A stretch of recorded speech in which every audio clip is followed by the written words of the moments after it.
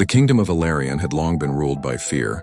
Its young monarch, King Rowan, wore his silver crown like a blade, sharp, cold, and merciless.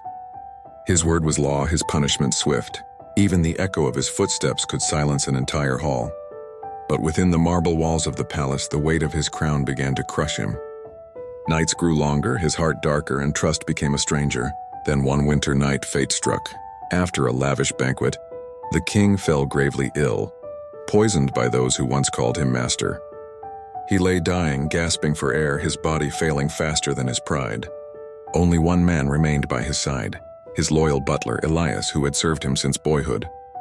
As Rowan's life faded, Elias thought of a secret he had guarded for more than 20 years. Long ago, during the Great War, twin princes had been born to the royal family. That same night, the palace was attacked. In the chaos, one infant, Rowan, was saved by the queen. The other was whisked away by Elias himself, hidden far from the kingdom in a quiet lakeside village.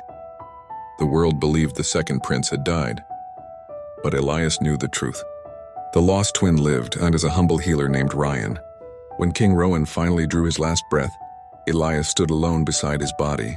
Outside, nobles already schemed for the throne, whispering and plotting like vultures.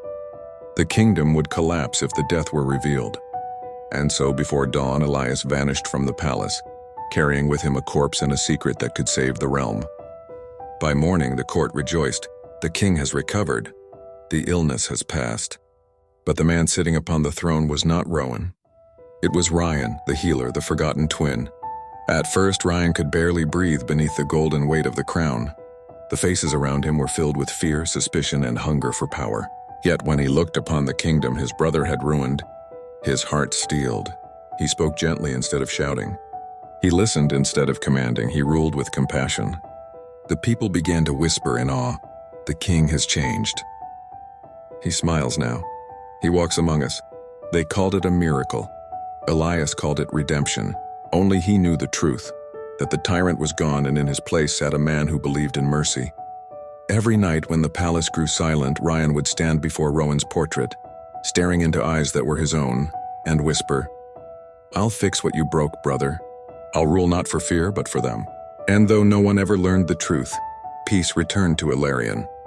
Because sometimes a kingdom is not saved by rebellion or war, but by the quiet death of a tyrant and the rise of a kind soul who wears his face.